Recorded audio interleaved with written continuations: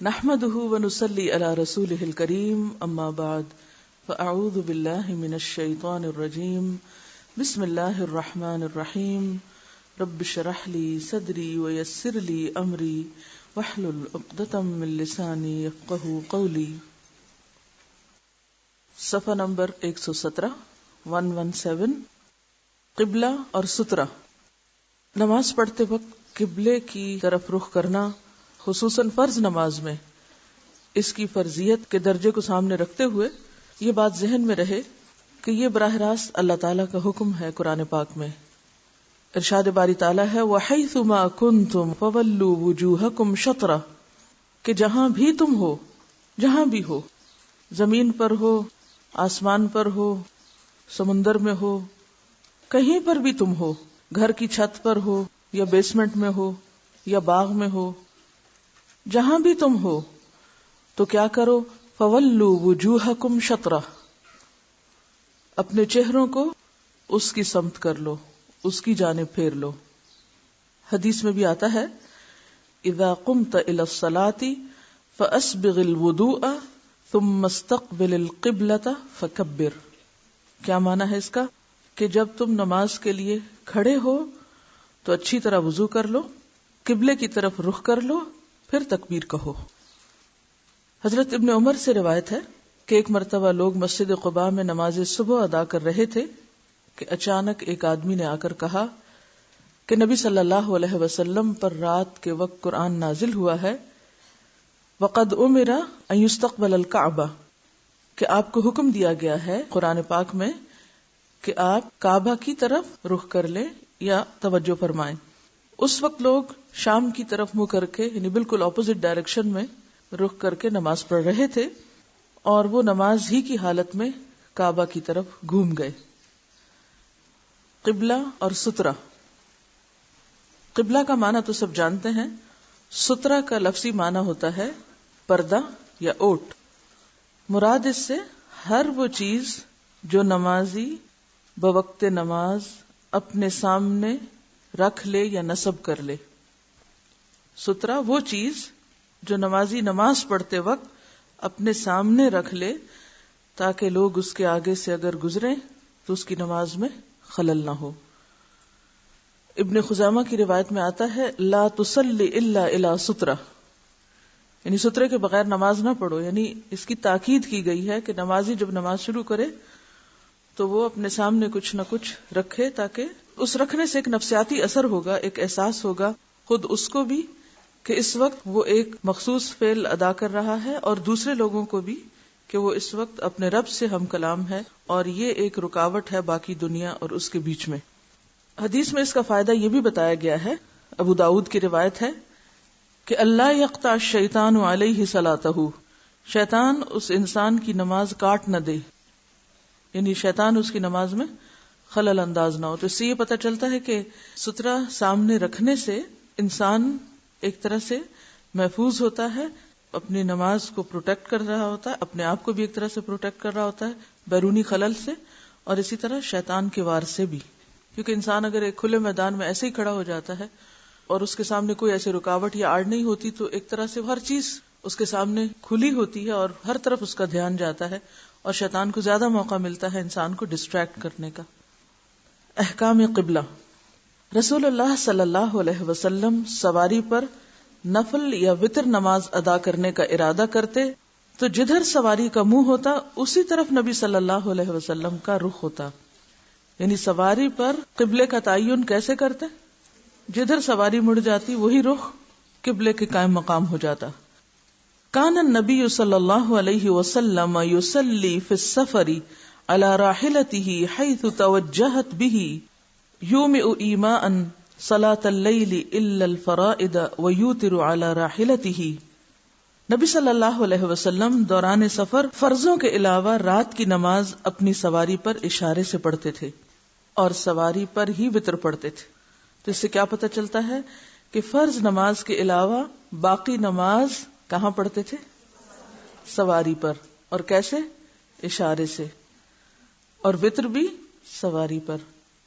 تو اس لیے آپ لوگوں کے لیے کس قدر سہولت ہے کہ ظہر کی نماز کے صرف فرض پڑھ کر بھی اگر آپ چلے جائیں تو تو نماز کو تاخیر نہیں ہوگی. اب اگر آپ کسی ایسے کام پر ہیں کہ جس کو چھوڑا بھی نہیں جا سکتا، مثلا ایک طالب علم کی حیثیت میں یا کسی اور مجبوری کے تحت کہ آپ ساری نماز سنت نفل وغیرہ ایک جگہ ادا نہیں کر پا رہے، یا آپ سفر پر روانہ ہو رہے ہیں، تو اس صورت میں فرض نماز تو آپ پراپر طریقے سے پڑھیں گے زمین پر صحیح قبلے کا تعین کر کے، اور باقی سنت نفل وتر وغیرہ سواری پر بھی پڑھ سکتے ہیں، اور سواری پر اشارے سے پڑھی جا سکتی، خواہ آپ صحت مند اور سلامت ہوں، بغیر کسی بیماری یا عذر کے، صرف سفر کا عذر کافی ہے.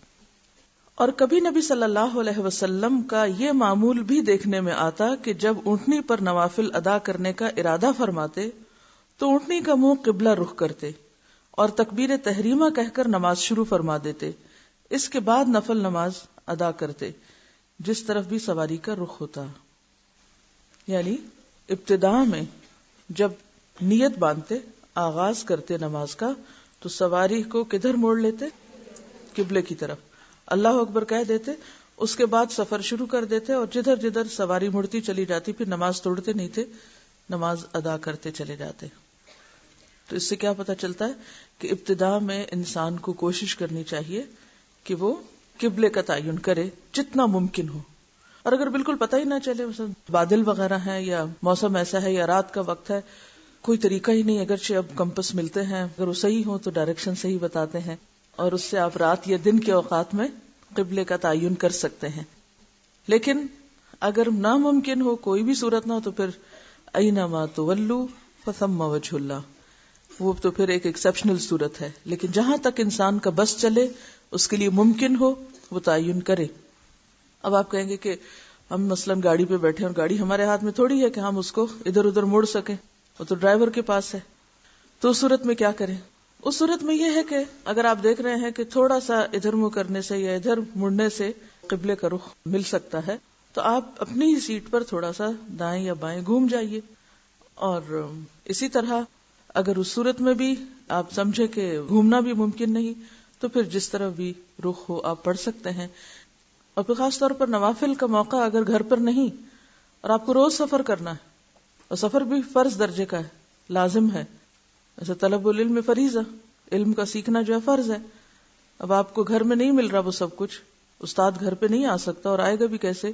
استاد کے پاس تو جانا ہی پڑتا ہے. تو ایسی صورت میں اگر آپ کو گھر سے نکلنا پڑ رہا ہے اور آپ کے لیے سفر مجبوری، اور ٹھیک ہے خواتین تو پھر بھی گھر میں بیٹھ جائیں گی، مرد حضرات کیا کریں؟ کیونکہ نماز صرف عورتوں پر تو فرض نہیں، مردوں پر بھی فرض ہے. جاب کے اوقات ایسے ہیں، ڈیوٹی کے وقت ایسے ہیں، یا اور کئی ایک وجوہات ہو سکتی ہیں. تو ایسی صورت میں ہمارے دین میں وسعت ہے، اور اس وسعت کا معنی کیا ہے کہ انسان فرض نہ چھوڑے، کام نہ چھوڑے، لیکن اس میں جتنی ممکن رخصت ہے اس کو اختیار کر لے. اور اس میں آپ دیکھیے کہ بہت سے لوگ سنت اور نفل کس لیے نہیں پڑھتے؟ شدید مصروفیت کی وجہ سے نوافل چھوڑ دیتے ہیں، اور وہ نہیں جانتے ہوتے کہ ہم کسی اور جگہ بالکل فارغ بھی بیٹھے ہوتے ہیں، گھنٹے گھنٹے کے بس کے سفر میں فارغ ہیں، کوئی کرنے کا کام نہیں.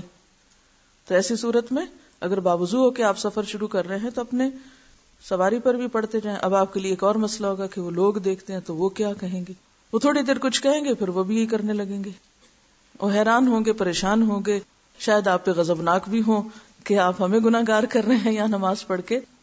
تو بحث نہیں کیجیے، عمل کرتے جائیے، پھر وہ خود بھی تحقیق کرنا شروع کر دیں گے، اور شاید ان کو بھی نصیب ہو جائے نبی صلی اللہ علیہ وسلم کے اس عمل کی خبر رکھنا. تو ہم سب کو اپنے اوقات کا زیادہ سے زیادہ بہتر استعمال کرنا چاہیے، اور ایسے مواقع سے فائدہ اٹھانا چاہیے، اور اس کو سنت سمجھ کے بھی کرنا چاہیے. پہلے زمانے میں آپ کو معلوم ہے کہ سفر طویل بھی بہت ہوتے تھے، 1-2 دن کا سفر تھوڑی ہوتا تھا، 8-8 دن، مہینہ مہینہ لوگ سفر کرتے رہتے تھے. اب ایسی صورت میں انسان آخر کتنی دیر نماز اس طرح جلدی میں پڑھے؟ تو پھر جہاں بھی موقع ہو پڑھتا رہے.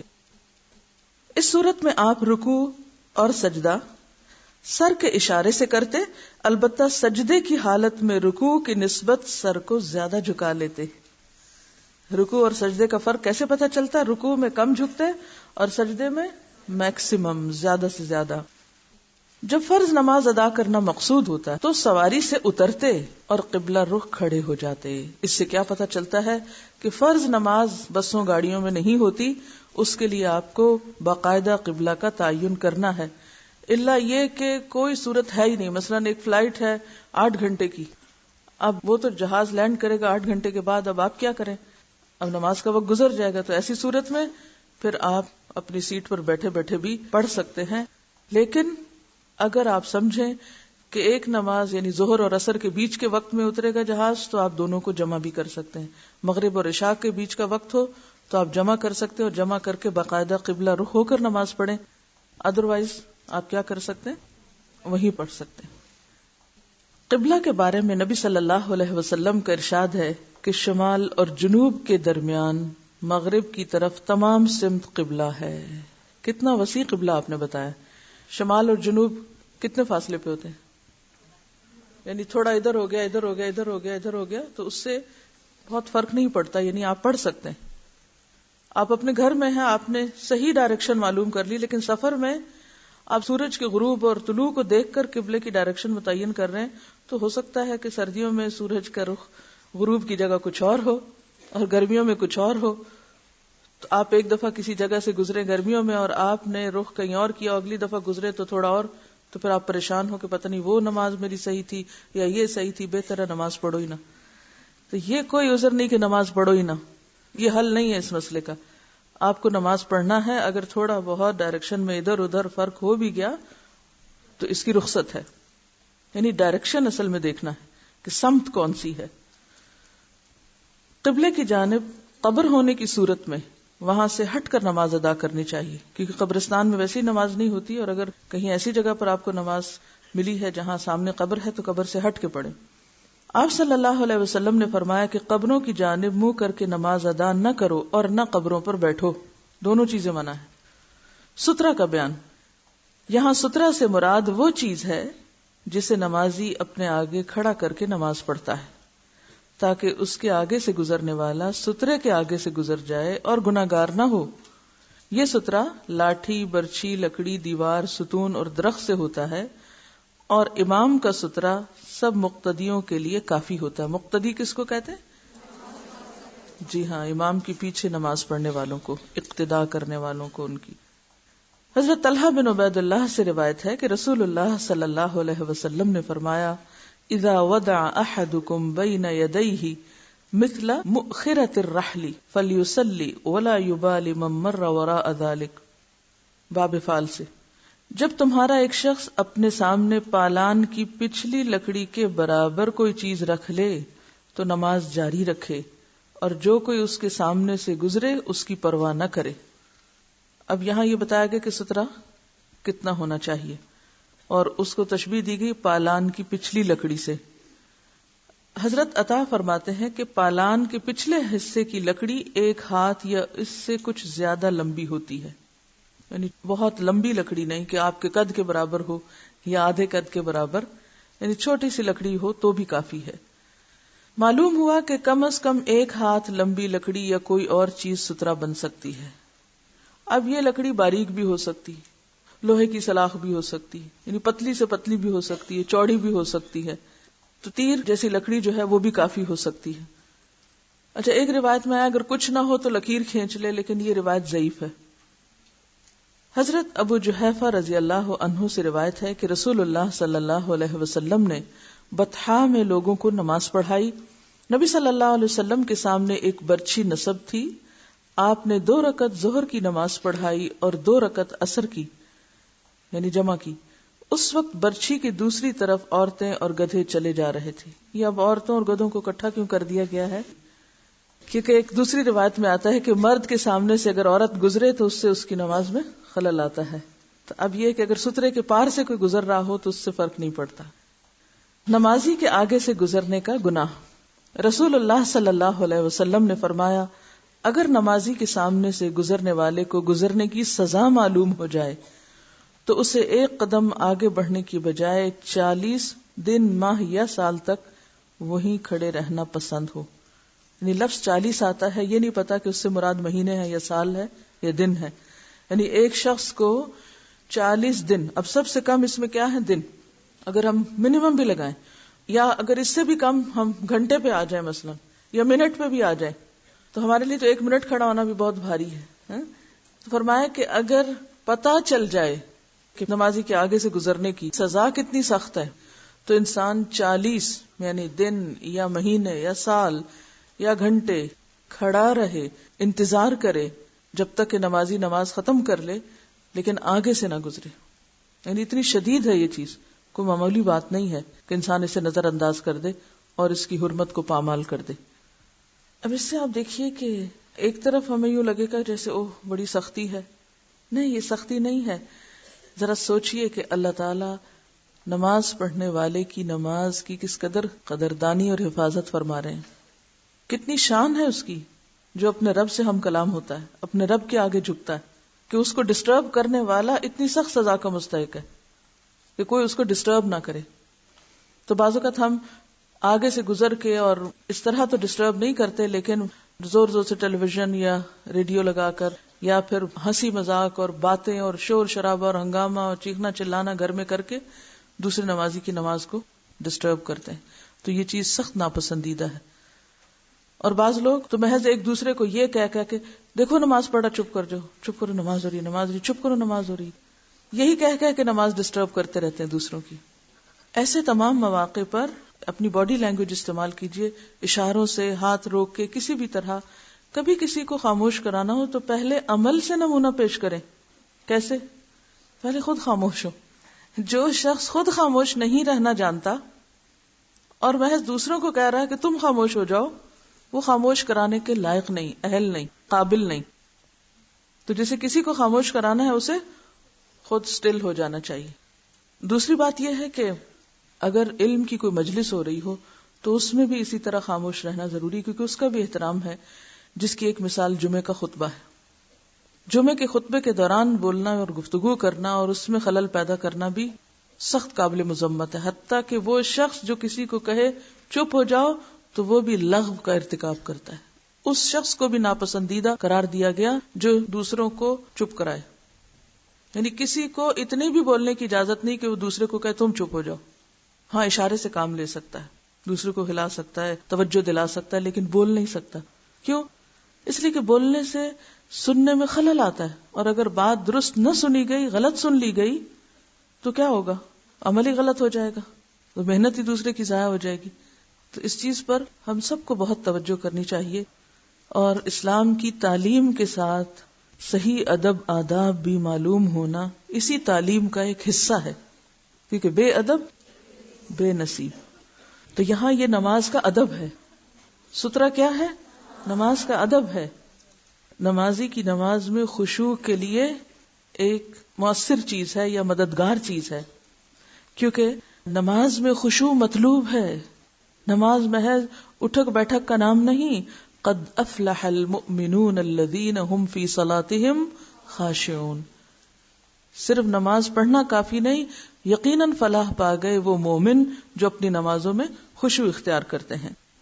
رسول اللہ صلی اللہ علیہ وسلم نے فرمایا، تم نماز ادا کرتے وقت آگے سترہ کھڑا کرو، اور اگر کوئی شخص سترے کے اندر یعنی نمازی اور سترے کے درمیان سے گزرنا چاہے تو اس کی مزاحمت کرو اور اس کو آگے سے نہ گزرنے دو. اگر وہ نہ مانے تو اس سے لڑائی کرو، بے شک وہ شیطان ہے. یعنی ہاتھ سے روکو اس کو. لڑائی کرنے سے مراد اسے بولنا نہیں شروع کر دینا، مراد اس سے یہ کہ پھر اس کو روکنا ہے.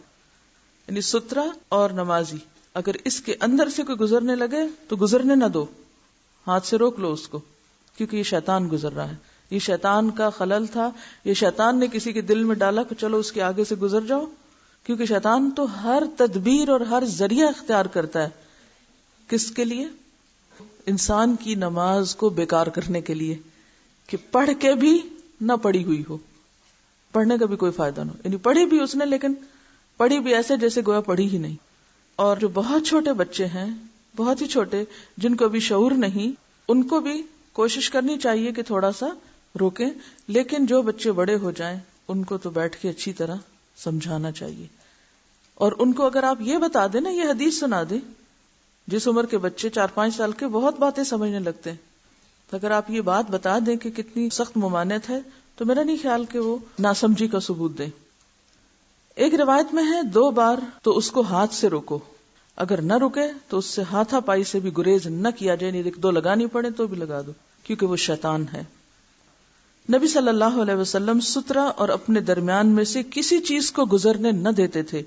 ایک دفعہ آپ نماز ادا فرما رہے تھے کہ ایک بکری دوڑتی ہوئی آئی. وہ آپ کے آگے سے گزرنا چاہتی تھی. آپ نے اپنا بطن مبارک دیوار کے ساتھ لگا دیا تو بکری کو سترے کے پیچھے سے گزرنا پڑا.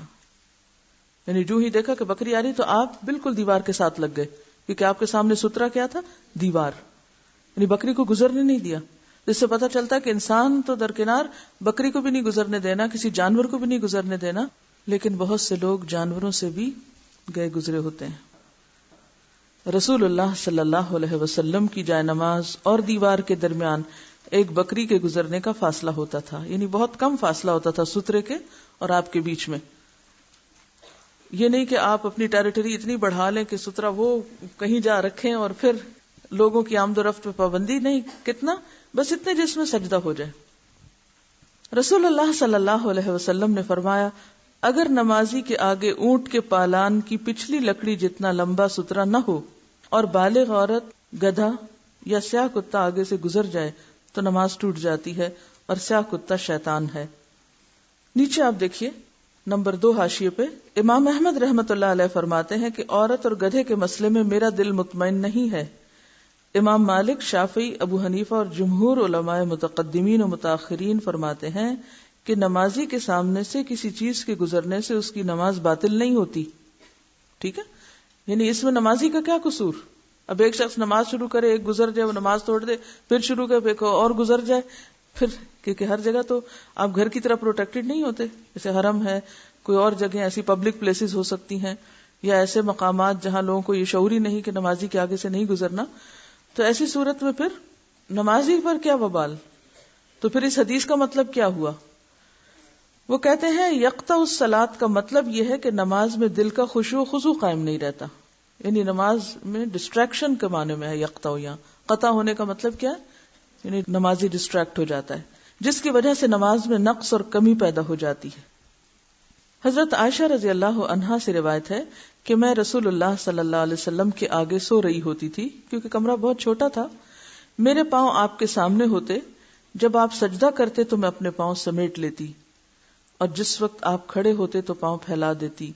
ان دنوں گھر میں چراغ نہیں ہوتے تھے. معلوم ہوا کہ گزرنا منع ہے.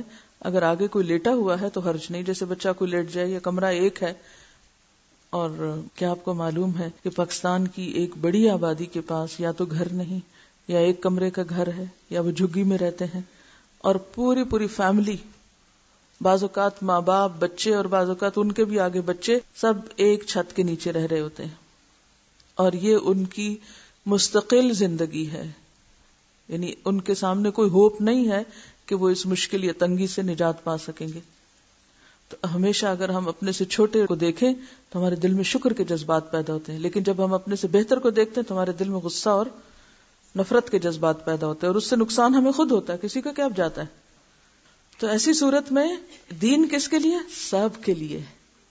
اب اگر کوئی ایک کمرے کے گھر میں رہ رہا ہے اور بچے آگے سو رہے ہیں یا کوئی اور شخص سو رہا ہے, تو ایسی صورت میں آپ نماز تو پڑھ سکتے ہیں, لیکن اس میں کوئی چیز آگے رکھ لیں, یا اگر گھر کے اندر نوافل پڑھتے ہوئے اگر کوئی ایسی چیز بھی نہیں ہے تو سترا کے برابر جگہ جو ہے اس سے کسی اور کے گزرنے کا اگر خلل نہ ہو اور سترا نہ بھی ہو تو کوئی بات نہیں پھر. کیونکہ ایک اور حدیث میں آتا ہے, حضرت مطلب بن ابی وداع فرماتے ہیں کہ انہوں نے باب بنی سہم کے قریب نبی صلی اللہ علیہ وسلم کو نماز پڑھتے دیکھا, اور لوگ آپ کے آگے سے گزر رہے تھے اور آپ کے اور ان کے درمیان کوئی سترا نہ تھا. یعنی یہ ایک ایسی دلیل ہے کہ جس سے پتہ چلتا ہے کہ نماز میں سترا فائدہ مند تو ہے, رکھنا چاہیے, لیکن اگر کبھی کسی مجبوری سے کوئی چیز ہے ہی نہیں اور سترا نہیں رکھ سکے آپ, تو پھر اگر آپ کے سجدے کی جگہ سے کچھ دور سے کوئی گزر گیا ہے تو اس سے آپ کی نماز پہ خلل نہیں پڑے گا, جیسے کہ اس روایت میں آتا ہے. یہ احمد اور ابو داؤد کی روایت ہے. آگے گزرنے کی ممانعت صرف اس صورت میں ہے جبکہ اس نے آگے سترا رکھا ہوا ہو اور پھر کوئی سترے کے اندر سے گزرنا چاہے. اگر اس فاصلے سے باہر کوئی گزرنا چاہے یا دور, کیونکہ نمازی کو کیا حکم ہے کہ نگاہیں کہاں رکھے نماز میں؟ سجدے کی جگہ پر رکھے. تو اس کی سجدے کی جگہ سے پار اگر کوئی گزر بھی گیا دور سے تو حرج نہیں ہے. اب بعض جگہیں ایسی بھی ہوتی ہیں کہ جہاں سترے کھڑے نہیں کیے جا سکتے. مثلاً حرم، زیادہ تر آپ اپنا بیگ آگے رکھ لیں گے، ہو سکتا کوئی آئے اور بیگ بھی آپ کا ساتھ ہی لے جائے.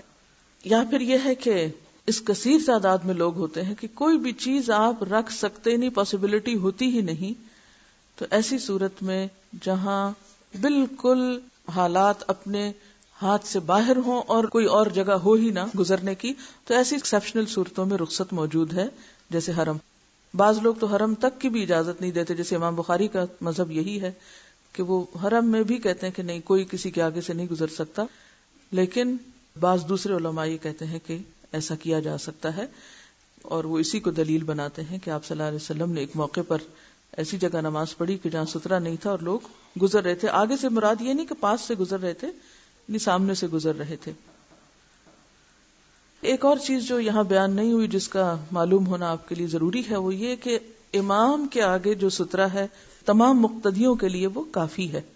ٹھیک ہے، یعنی امام کے آگے اگر ایک سترا موجود ہے اور کوئی شخص صف کو کراس کرنا ہے تو امام کے آگے سے سترا کا ہونا سب کو کافی ہو جاتا ہے. تو ہمارے دین میں آسانی ہے، وسعت ہے. ایک ہے آئیڈیل سچویشن اور ایک ہے ایکسپشنل. اگر یہ دو چیزیں آپ کے ذہن میں ہو تو دین کے احکام سمجھنے میں آپ کو مشکل نہیں ہوگی. آئیڈیل سچویشن کیا ہے کہ آپ الگ ہو کے، خواتین گھر کے اندر کے کمرے میں نماز پڑھیں، مرد حضرات مسجد میں پورے اہتمام سے خشوع و خضوع کا اہتمام کر کے نماز پڑھیں. لیکن اب مشکل کیا ہے کہ ماں اگر بچوں کو چھوڑ کے کسی کمرے میں گھس جاتی ہے اور وہ رونا دھونا مچا دیتے ہیں، یا یہ ہے کہ جگہ ہی نہیں، دوسرا کمرہ ہی کوئی نہیں، تو ایسی صورت میں کیا ہے، اب ایک ایکسیپشنل صورت ہے، آپ کو جہاں ہے وہیں نماز پڑھنی، تو احکام مختلف ہو جائیں گے. اسی طرح آپ گھر میں ہیں تو اور بات ہے، اگر آپ کسی میدان جنگل میں اور آپ کے پاس سترا رکھنے کی چیز ہی کوئی نہیں ہے تو آپ کی مجبوری ہے. تو آئیڈیل سچویشن، ایک معیاری یا مثالی صورت جو ہے وہ تو یہی ہے کہ انسان نماز پڑھتے وقت اپنے آگے سترا رکھے، قبلے کا صحیح تعین کرے اور اپنے دماغ سے خیالات نکال کر خشوع و خضوع کے ساتھ نماز ادا کرے. یہ نماز انسان کو سکون بھی دیتی ہے اور آخرت میں درجات کی بلندی کا ذریعہ بھی.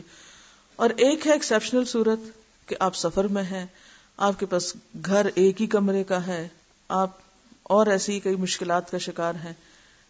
ایسی صورت میں پھر جہاں بھی موقع ہو اور جتنی بھی کوشش آپ کر سکیں، آپ اپنے آپ کو کنسنٹریٹ کر کے کام کرتے رہیں.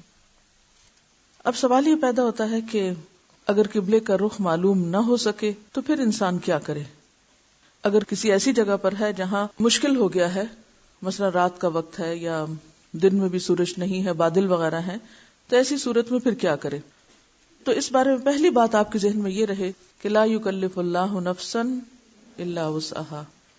جتنے بھی احکامات ہیں ان سب میں یہ اصول مد نظر رکھیے کہ انسان کو تکلیف نہیں دی گئی مگر وہ جو اس کی وسعت میں ہو، یعنی جو وہ کر سکتا ہو وہ کرے، اور جو وہ کر ہی نہیں سکتا، یعنی کوئی پاسبلٹی ہے ہی نہیں، کوئی دوسری آپشن ہے ہی نہیں، تو ایسی صورت میں پھر جو بھی وہ کرے گا، جس چیز میں بھی وہ کوشش کرے گا اور اپنے خیال میں حق تک پہنچے گا، وہ اس کے لیے وہی کافی ہو جائے گا. اس سلسلے میں عبداللہ بن عامر بن ربیعہ اپنے والد سے روایت کرتے ہیں، وہ بیان کرتے ہیں کہ ہم ایک اندھیری رات میں آپ کے ساتھ سفر میں تھے. اندھیری رات، نہ چاند نظر آئے نہ ستارے، اور ہم سفر کر رہے تھے. ہمیں قبلے کا علم نہیں ہوا. فصلى كل رجل منا على حياله، لہذا ہم میں سے ہر آدمی نے اپنی جہت میں نماز پڑھ لی، جدھر اس کا دل مانا اس نے ادھر ہی منہ کر کے نماز پڑھ لی. جب صبح ہوئی تو ہم نے یہ بات آپ صلی اللہ علیہ وسلم سے بیان کی. اس پر یہ آیت نازل ہوئی فَأَيْنَمَا تُوَلُّوا فَثَمَّ وَجْهُ اللَّهِ، کہ جدھر بھی تم منہ کر لو گے وہیں اللہ کی ذات موجود ہے. یعنی ایسی صورت میں پھر انسان کسی بھی طرف منہ کر کے نماز پڑھ سکتا ہے. انسان اپنے دل سے پوچھے کہ دل اس کا اب کس طرف کو مائل ہے، اور وہی اس کے لیے قبلہ ہو جائے گا، یعنی پھر اس کی رخصت ہے، اجازت ہے. اب سوال یہ ہے کہ اگر کوئی شخص اپنے اجتہاد کے ساتھ یعنی اپنی طرف سے کوشش کر رہا ہے اور رخ معلوم کر رہا ہے، اس کے ساتھ وہ نماز پڑھ لیتا ہے. اتنے میں کوئی شخص آتا ہے تو وہ اسے کہتا ہے کہ نہیں، تم نے ادھر منہ کر کے نماز پڑھی، رخ ادھر نہیں تھا، ادھر تھا، یعنی مشرق کو نہیں مغرب کو تھا. تو ایسی صورت میں پھر کیا وہ دوبارہ نماز ادا کرے؟ یا اس کے لیے پہلی نماز ہی کفایت کر جائے گی؟ یہ کہہ رہے ہیں دوبارہ نماز پڑھے. آپ دلیل؟ جب رات میں سب صحابہ نے اپنے اپنے رخ پہ نماز پڑھ لی تو پھر جب انہوں نے آپ کو صبح اپنا مسئلہ بتایا تو آپ نے یہ نہیں کہا کہ نہیں قبلہ تو اس طرف ہے اور اب تم سارے اپنی رات کی نماز لوٹاؤ. اگرچہ بعض علماء کا خیال ہے کہ اگر وقت ہے تو اس کے اندر نماز لوٹا لے، لیکن اگر کوئی لوٹا لیتا ہے اپنے دل کی تسلی کے لیے تو وہ اس کا اپنا معاملہ ہے. لیکن راجح بات یہی ہے کہ ایسی صورت میں چونکہ آپ صلی اللہ علیہ وسلم نے ان کو دوبارہ نماز پڑھنے کے لیے کہا نہیں، اسی نماز کو کافی سمجھا، دوبارہ دہرایا نہیں گیا، تو اس سے کیا پتہ چلتا ہے کہ اگر کوئی شخص اس نماز کے بعد دوبارہ اس نماز کو نہیں پڑھتا تو بھی کوئی بات نہیں. اب دوسری سچویشن یہ ہے کہ آپ نے ابھی آدھی نماز پڑھی، 2 رکعتیں پڑھی، اور نماز کے دوران ہی کوئی آ کے آپ کو بتاتا ہے کہ آپ کے قبلے کا رخ درست نہیں، دائیں طرف ہو جائیے، بائیں طرف ہو جائیے، تو کیا اس کی یہ حرکت درست ہوگی؟ جی ہاں. نماز پڑھ چکے تو دوبارہ قبلہ رخ ہو کے پڑھنے کی ضرورت نہیں، لیکن اگر نماز کے دوران ہی اس کو پتہ چل جاتا ہے کہ قبلے کا رخ دوسری طرف ہے تو اس وقت اس کو فوراً گھوم جانا چاہیے. تو پھر بھی وہ کیا کرے گا؟ جو باقی حصہ ہے نماز کا وہی ادا کرے گا، پچھلے سے دہرانا نہیں شروع کر دے گا. تو اس سے بھی کیا پتہ چلتا ہے؟ یہ دوسری دلیل بھی ہو گئی نا. یعنی بیچ نماز کے مثلا 4 رکعت کی نماز تھی، 2 رکعت بعد پتہ چلا، اب اس نے رخ تو پھیر لیا، اب ان 2 رکعتوں کا کیا کہیے جو پہلے ادھر منہ کر کے نماز پڑھی تھی اس نے؟ ان کو دہرائے؟ بس باقی کا جو حصہ ہے اس کو پڑھ لے. تو اس سے بھی کیا پتہ چلتا ہے کہ وہ کیا کرے گا؟ غلط سمت پڑھی جانے والی نماز کو دوبارہ نہیں دہرائے گا. اور اس کی دلیل کیا ہے کہ وہ گھوم جائے؟ تحویل قبلہ کا حکم اس میں بہت بڑی دلیل ہے جو میں نے ابھی پیش کی تھی کہ ابن عمر سے روایت ہے کہ لوگ مسجد قباء میں نماز ادا کر رہے تھے کہ ایک شخص نے آ کے کہا اور سب کے سب نماز میں گھوم گئے، اور انہوں نے بھی کیا نہیں کیا؟ پچھلی نماز نہیں، آدھی نماز جو پہلے سے پڑھی جا چکی دوبارہ نہیں پڑھی. اور اس موقع پر ایک سوال بھی اٹھا تھا، قرآن پاک میں اس کا بھی ذکر آتا ہے کہ وہ لوگ جو پہلے فوت ہو چکے پچھلے ہی قبلے پر ان کا کیا ہوگا، ان کی نمازیں کیا ہوئیں؟ تو کیا آیت آئی تھی؟ وَمَا كَانَ اللَّهُ لِيُضِيعَ إِيمَانَكُمْ. وہ بھی تو اللہ کا حکم تھا. اور اس کے بعد یہ اندھیری رات میں صحابہ کا اپنے اپنے رخ پہ نماز پڑھنا اور آپ صلی اللہ علیہ وسلم کو دہرانے کے لیے نہ کہنا بھی کیا تھا؟ رسول کا فیصلہ. تو جب اللہ اور اس کے رسول کا فیصلہ آ جائے تو پھر ہماری عقل کا کیا کام؟ ٹھیک ہے. تو ایسی صورت میں اطمینان رکھا کیجئے، کیونکہ ہوتا یہ ہے کہ پھر عموماً بحثیں اور جھگڑے شروع ہو جاتے ہیں اور پھر گروہ بندی شروع ہو جاتی ہے، پھر اس کو انا کا مسئلہ بنا لیا جاتا ہے اور پھر اس طرح اختلافات بڑھتے بڑھتے کہیں سے کہیں پہنچ جاتے ہیں. اصل میں دین کی سمجھ کس چیز کا نام ہے؟ فقہ کس چیز کا نام ہے؟ محض قاعدے قوانین رٹ لینے کا اور اپنی رائے پہ جم جانے کا نام نہیں، بلکہ اللہ اور اس کے رسول صلی اللہ علیہ وسلم کی اطاعت کے جذبے کا نام ہے. کیونکہ جس سے اللہ راضی ہوتا ہے، جس کے ساتھ اللہ بھلائی کرتا ہے، اس کو دین کی سمجھ دے دیتا ہے. تو جس پر اللہ راضی ہو وہ شخص ایسا کبھی بھی نہیں ہو سکتا کہ جو انا پرستی کا شکار ہو. اب آپ دیکھیے کہ ہوائی جہاز میں نماز کا ہمیشہ ہی ایک مسئلہ رہتا ہے کہ ہوائی جہاز میں یا کسی اور ایسے مقام پہ، مثلا بحری جہاز میں جو بالکل عین بیچ سمندر کے ہوں اور سورج کے بارے میں بھی کوئی پتہ نہ چل رہا ہو کہ کدھر ہے، تو یہاں پر انسان کیا کرے؟ تو وہی کرے جو اس اندھیری رات میں صحابہ نے کیا تھا، فاتقوا اللہ ما استطعتم. اللہ سے ڈرو جتنی تم میں استطاعت ہے، کیونکہ لا یکلف اللہ نفسا الا وسعها. یہاں یہ آیت فٹ آئے گی، یہ نہیں کہ ہم سستی کے مارے سو رہے ہیں اور کہیں اٹھ ہی نہیں سکتی، لا یکلف اللہ نفسا الا وسعها. یہ اس آیت کا مطلب نہیں ہے. خود نہیں اٹھ سکتے، کسی کا سہارا لے کے اٹھ جاؤ. وضو نہیں کر سکتے، تیمم کر لو. یہاں ایک کے بعد ایک آپشن موجود ہے، لیکن اس اندھیری رات میں تو کوئی آپشن ہے ہی نہیں، کوئی چوائس ہی نہیں ہے آپ کے پاس دوسری. اب آپ کیا کریں؟ نماز تو نہیں چھوڑ سکتے. تو یہاں معاملہ اور ہے اور وہاں معاملہ اور ہے. تو پہلے تو یہ ہے کہ انسان جستجو کرے، کوشش کرے، ادھر ادھر سے پوچھے. جب جہاز اسلام آباد سے کراچی جاتا ہے تو وہ کس رخ پہ اڑتا ہے، تو وہ آپ کو بتا سکتے ہیں کہ وہ نارتھ میں جاتا ہے یا ساؤتھ میں جاتا ہے یا کس طرف جاتا ہے. اور آپ کو اتنا اندازہ تو ہونا چاہیے کہ ہمارے ملک میں قبلے کا رخ کدھر کو ہے. اور پھر آپ نے یہ بھی پڑھا کہ شمال اور جنوب کے درمیان ہے، تو مطلب یہ ہے کہ اگر تھوڑا ادھر تھوڑا ادھر بھی ہو گیا تو وہ استقبال القبلہ، اس کا حکم پورا ہو گیا. بعض اوقات ایروپلین میں میپ بھی دکھا رہے ہوتے ہیں کہ جہاز کس ڈائریکشن کو جا رہا ہے، وہ پوری دنیا کا نقشہ آتا ہے، پھر خاص ایریے کا آتا ہے، پھر اس سے اور زیادہ اسپیسیفکلی بتاتے ہیں. تو جہاز میں اب قبلے کا رخ معلوم کرنا اتنا مشکل نہیں ہے، اگر آپ تھوڑی سی تکلیف کر لیں یا شرمائے بغیر پوچھ لیں، کیونکہ کوئی حرج نہیں ہے. اور ایون اگر ایسی ایئر لائن ہے جو نان مسلمز کی ہے تو بھی وہ خوشی سے آپ کے ہر سوال کا جواب دیں گے تاکہ آپ دوبارہ اس جہاز پر سفر کریں. ان کے سامنے اپنا دنیاوی مفاد اور بزنس ہوتا ہے، اس لیے وہ ہر طرح کا تعاون کرنے کو تیار ہوتے ہیں. اور اسی طرح یہ ہے کہ اگر وضو کا پانی وہاں نہ ہو تو تیمم کی مٹی تھوڑی سی ساتھ لے چلیں، لیکن نماز اپنے وقت پر، نماز سے کوتاہی نہیں ہو سکتی. اور اگر گنجائش ہو کہ جہاز اترنے کے بعد آپ کو نماز کا موقع مل سکتا ہے نمازیں جمع کر کے، تو اس صورت میں آپ نماز جمع بھی کر سکتے ہیں. سعودی ایئر لائن میں تو عام طور پر چھت پر جیسے لائٹ لگی ہوئی، اسی طرح قبلے کی ڈائریکشن کا بڑا سا کمپس بھی لگا ہوتا ہے، تو وہاں مشکل نہیں ہوتی. یہ تو تھا گھر سے باہر یا جہاز پہ یا سمندر میں معاملہ. لیکن بعض اوقات آپ گھر پر ہی ہیں مگر آپ اتنے بیمار ہو گئے، مثلا کسی کو جوڑوں کا درد ہو گیا اور وہ ہل ہی نہیں سکتا. اسی طرح کوئی شخص ہسپتال میں، اسے آکسیجن لگی ہوئی ہے لیکن ویسے ہوش میں ہے، تو نماز تو ہے. اب وہ یہ تو نہیں کر سکتا کہ وہ کہے سارے عملے کو کہ آپ یہ سب ہٹائیں اور میرا جو بیڈ ہے وہ آپ قبلے کی طرف کریں تاکہ میں نماز پڑھوں. تو ایسی صورت میں وہ کیا کرے گا، حالانکہ وہ جانتا ہے کہ قبلہ دوسری طرف ہے. اب وہ کیا کرے گا؟ آپ مثلاً اپنے کسی عزیز کو ہاسپٹل میں وزٹ کرنے کے لیے گئیں، انہوں نے آپ کے سر پہ اسکارف دیکھ لی. اب وہ آپ سے پوچھتے ہیں، کیونکہ عام طور پہ اگر کوئی نماز نہ بھی پڑھے تو بعض اوقات ہسپتال میں، بیماری میں، مجبوری میں لوگ پڑھنا چاہتے ہیں، اور جب یہ یقین ہونے لگے کہ موت قریب ہے تو ضرور پڑھنا چاہتے ہیں. تو ایسی صورت میں سب سے پہلا مسئلہ وضو کا پڑ جاتا ہے، پھر قبلے کا ہو جاتا ہے، اور ان جھگڑوں میں عموماً وہ بیچارے نماز ہی نہیں پڑھ سکتے. تب آپ ان پہ کیا فتویٰ صادر فرمائیں گی؟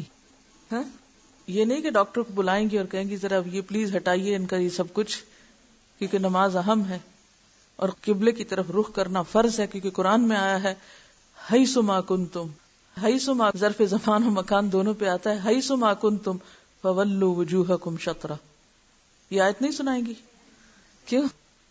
فاتقوا اللہ ما استطعتم. اب اگر وہ اپنے سارے ماسک ہٹاتا ہے تو وہ مر جائے گا. تو اگر آپ ایسے فتوے دینے لگے جس سے دوسروں کی موت واقع ہونے لگے تو آپ پر جان لینے کا بھی مقدمہ کیا جا سکتا ہے.